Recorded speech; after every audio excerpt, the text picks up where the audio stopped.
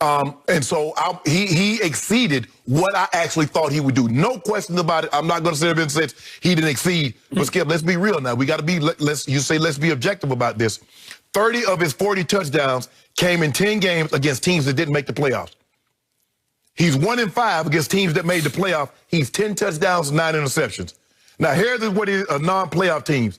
First of all, he ended the season with 12 touchdowns, 4-game win streak. The Vikings are 25th in pass defense. Falcons are dead last. The Lions are 30th. Falcons, again, dead last. So he did that. But let's not pretend like he did it against the 85 Bears. Let's not pretend he did it against the 2000 Ravens. We haven't seen him play these kind of games against the Saints, against Kansas City. Granted, he played the second half against Kansas City, but he didn't put together anything like this against the Bears, against the Saints. So for me, Skip, kudos. He did this. He did through 40 touchdowns at age 43. I'll give him a B for the season. How about scale of 1 to 10? How high would you go? 7.5. Okay. 7.5.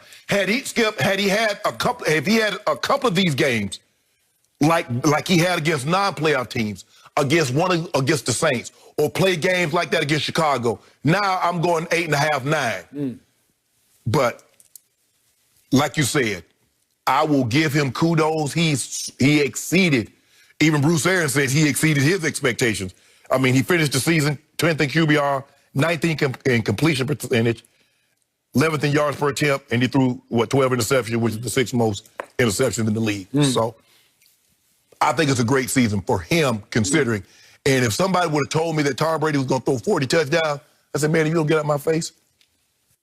Somebody did tell you he was going to throw 40 touchdown passes, and that guy's sitting across from you, and I told you that before the year. He'll throw 40 touchdown passes. And I told you to get out of my face. 40, and you laughed at me. You laughed at me. 40.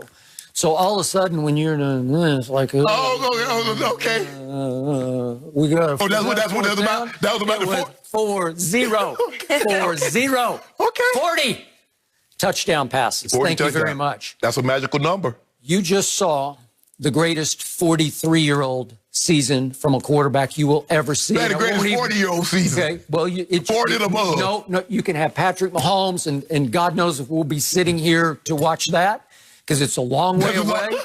That's 16 years. But the point is, there's no way anybody's ever going to top this. Probably not. Degree of difficulty, and by the way, I'm giving him a 10 out of 10 on the scale for degree of difficulty. In a pandemic, you threw him to a whole new team with a loser's mentality, a team that went 7-9, an organization that had the worst winning percentage in all of sports history. The Succaneers. And in a pandemic, you took away their OTAs, you took away all their preseason But games. you took away that from everybody else, too. I got it, but he's having to start over, and you're not giving him any run-up. You're having to throw to guys in the park, and you get booted from the park because you're violating pandemic. But you're pretending like he's throwing to Quez Watkins. He's throwing to Mike Evans, who's the first receiver in NFL history to start his career with 7 straight 1,000-yard seasons. He's throwing to Antonio Brown, who had 5 consecutive 100-catch seasons, has led the league in catches and receiving yards, and Chris Godwin. Okay, so remember what he had to do on the fly. He had to instill and install the Patriot way in Tampa Bay. It's hard, because all they knew was, we get the sugar. We get lots of balls thrown to us. We don't win, but we get the sugar. And all of a sudden, you had to teach Mike Evans and Chris Godwin, and halfway through the year, Antonio, you're not going to get the sugar nearly as much as you used to. We're going to win games, because they went 11-5. That's the best record that franchise has had in 15 years. It's the first winning record they've had in 10 years. It's their first playoff appearance in 13 years, because Tom showed them the way, the Patriot way of, this is how we're going to do it. And what was his first comment about his receivers after the game yesterday? This is such a selfless group. Right. That's it. So you took all that talent that had statistical brilliance a year ago, and 2 of them made the Pro Bowl. Any of them make the Pro Bowl? No. No. No. Did they go 11-5? Yep, they did. And you took Tom Brady and you said, bad fit, square peg, round hole. Can't make it in no risk it, no biscuit, bombs away offense of Bruce Arians. What's the stat? All the great quarterbacks he's coached, we can go right down the line, they all had a bad year, a high interception year in the first year. So he wound up with 12, and he had one yesterday where he hit little Scotty Miller, and as he went to the ground, he couldn't hold the ball and just popped it up into an interception. And lately, he has not been throwing. There's the Scotty Miller. This is the one pick he had in December. And see, I mean, come on. Are you going to fault him on that? No. No, thank you. Okay, so let's look at what he achieved in the Bruce Arians offense. He led the NFL in air distance, so nobody threw it longer and farther than Tom Brady did. So he's doing no risk it, no biscuit like crazy. Has he ever done that in his career? Maybe a little bit in 2007. Maybe a little bit, but not like this, because he ran away with air distance.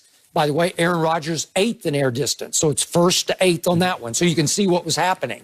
And then if we look at touchdown passes, he tied for 2nd. I know Aaron ran away. Aaron was phenomenal throwing touchdown passes. Okay, that was just silly what he did throwing touchdown passes. Ridiculous. But Thomas tied for 2nd with Russell Wilson. Okay, that's pretty good. And that was the 2nd most Thomas thrown in his career. Behind the 50. Okay, behind the 50. So you got to give him that. Okay, then the yardage, 4,633. Not quite what Jameis threw for last year that led the league, but it was still 3rd. Aaron Rodgers was 7th. So it shows you he's bombs away. He's throwing for a lot of yards on a lot of deep throws. And in the end, if we could see the way he's throwing the football, you doubted his, you thought he had declined in arm talent, arm strength, whatever. Then let's just look quickly at the montage of his touchdown passes yesterday. I just don't see any. I don't see any decline in fastball. This was a great throw here. Yep. Okay, so he's rolling right. He was throwing to Scotty. He was throwing a little Scotty Miller. I don't know. He was throwing to Scotty. See Scotty in the back. Well, AB swiped it. I ain't letting the ball pass me either, if I may be. Okay. And he's still lethal in those little short, the red zone throws. I don't know. I'm still seeing Tom Brady. I'm seeing 43 going on 23. And I'm seeing a team that, albeit feasting, especially the last 3 games on those bad three teams, 2 Atlantas, obviously, and a Detroit. I saw a team that started to come together because he managed to force feed and fit Antonio Brown into this rotation when they were 6-2. And now AB had his biggest game yesterday, had 138 yards. Yeah. He threw him 14 balls. Yeah, Tom he got him his incentive. Yeah, his money. Yeah, Tom got him. $500,000. There's a lot of guys. Emmanuel Sanders. He got it. he thank God for Drew. And don't think Tom wasn't cognizant. Okay? So the point is, they have come together. I don't love their defense. I don't particularly trust their defense. The defense to be had, Skip. But their offense, Ronald Jones came back yesterday from his broken finger, and he was running with force and suddenness. I think they are a very dangerous playoff team. I picked them to win the NFC. I'm going to stick with that pick. But you know what they're going to have to do now? They're going to have to probably, if they can win at Washington, and Washington does have what you always tell me, Washington can rush the passer. Yep. So can they get Brady off his spot? Skip. Yeah, but Alex Smith, you see with the Eagles, they pressured Alex Smith, and he's like, what do I do? What do I do? What does Todd Bowles do? Nobody heats you up like Todd Bowles. Nope. The water's going to be boiling on Saturday. They're coming. Now, not only do they like to bring just JPP and Shaq Barrett, because Shaq Barrett didn't play yesterday. Nope. They like to blitz their interior linebackers also. They're going to heat him up. They're going to make him move. And I cringe every time Alex Smith goes back to pass, Skip, because if you notice he throws the ball and he picks that right leg up, he don't want anybody to get near it.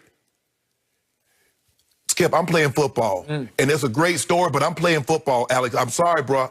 They're coming. I just want you to know, just prepare yourself. They are coming. Tampa's like, Skip, there's a reason why Bruce Arians played these guys. He wanted that 5th seed. He wanted whoever came out of the NFC East. That's what he wanted. The Giants, he wanted the Cowboys, he wanted Washington. He said, that's the matchup. I ain't trying to fool with Seattle or New Orleans until I have to. You think I want them the first round? No, no, no. Let me get one. Let me get my feet warm first. So, if the favorites win, chalk sort of holds, then Tom Brady would go from winning at Washington to having to play Aaron Rodgers at Lambeau Field. Aaron's talking about let it snow, let it snow, let it snow, because he said it's different. Devontae said after the game, it's just different up here in January. It is. It is. And you look at the last couple of games, Skip, when it's snowing, you look at what he did against Tennessee, you look at what he did yesterday against Chicago, it was like it was 80 degrees to him. We haven't seen him play like that. I mean, it's hard to say that Aaron Rodgers elevated his play, but we remember, Skip, what was it, 2011? He was 45-6. He threw 45 touchdowns, 6 interceptions. He's even better than that this year. 48-5. Except for one game at Tampa Bay. Yeah, but y'all gonna have to. He got off to a nice start, and then he threw what were nearly 2 straight pick sixes. And for the last 3 quarters, he failed to score a single Don't worry point. about it. You'll hit that McCrinkleberry again on you guys. Is he going to get his revenge? They'll have 2 weeks. They're the only team in the NFC that gets a bye this year. They will have 2 weeks to get ready for Tom Brady visiting up there, if Tom Brady can get past the Washington football team. Yep. And I think that game will be a little closer than they're a 7.5-point favorite. I would